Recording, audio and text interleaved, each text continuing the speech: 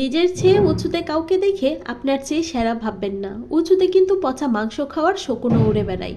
নিজের চেয়ে নিচুতে কাউকে দেখে আপনার চেয়ে দুর্বল ভাববেন না। নিচে কিন্তু পরিশ্রমে আর একাতাবদ্ধ পিঁপড়াও হাঁটে। তাই অবস্থান দেখে বিবেচনা না করে বরং নিজের অবস্থানকে সেরা হিসেবে প্রতিষ্ঠিত করার চেষ্টা করুন। এটাকেই বলে আত্মতৃপ্তি। আসসালামু আলাইকুম ভিউয়ার্স, কেমন আছেন সবাই? আলহামদুলিল্লাহ, আমরাও ভালো আছি। প্রতিদিনের মতো সারাদিনের একটি ব্লগ শেয়ার করব। আশা করছি পুরো ভিডিওটির সাথেই থাকবেন। দুদিন থেকে রোদের দেখা নাই বললেই চলে, শীতের পরিমাণটাও একটু বেড়েছে। আগে তো এতটা শীত লাগতো না, দুদিন থেকে মনে হচ্ছে শীত এসেছে পুরোপুরিভাবেই। যাই হোক, সকালবেলা ঘুম থেকে উঠেই আলু ভাজি আর গাজর একসাথে মিক্সড করে ভাজা বসিয়ে দিয়েছি। প্রতিদিন বিকেলবেলা ওয়াসি যখন ঘুমাই তখন আমি ভিডিওতে ভয়েস দিতে চলে আসি। আজকে ভয়েস দিতে ঠিকই এসেছি, তবে প্রচুর শব্দ শোনা যাচ্ছে। চারতলার কাজ চলছে আর কি, সেখানে লোকেরা কাজ করছে, সেই শব্দগুলোই আসছে। ওয়াসিয়া সকাল সকাল ঘুম থেকে উঠেছে, এত শব্দের মধ্যেও কিন্তু সে খুব সুন্দর করে ঘুমাচ্ছে। আমি তো ভাবছি কখন জানি সে ঘুম থেকে উঠে পড়ে। বেশিরভাগ সময় আমি 2 পদের তরকারি রান্না করি, আর রান্না করতেও তেমন সময় লাগে না। আজকে পালং শাক রান্না করব ডাল দিয়ে। ডালের পরিমাণ খুবই অল্প নিয়েছি। দেখা যায় বেশিরভাগ সময় ডাল বেশি হয়ে যায়, শাকের পাতা কম হয়ে যায় আর কি। তাই আজকে অল্প পরিমাণ ডাল নিয়েছি পালং শাক রান্না করার জন্য। পালং শাক রান্না করব আর ফুলকপি মিরকা মাছ দিয়ে রান্না করব।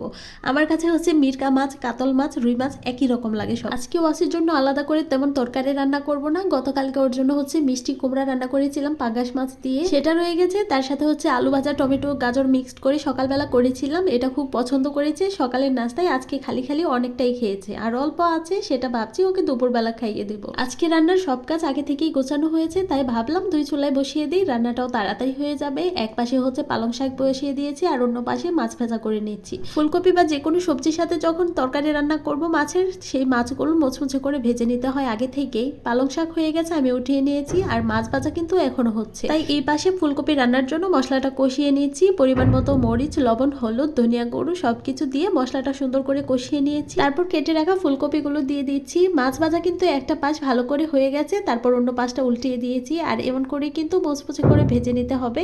এখানে ফুলকপিটা মশলার সাথে খুব সুন্দর করে কষিয়ে নিয়ে আমি আরও কিছুক্ষণ কষিয়ে নিয়েছিলাম আর কি। যখন হালকা সিদ্ধ হয়ে গেছে তখন এর মধ্যে মাছ দিয়ে আমি ঝোলের পানিটাও দিয়ে নিয়েছি।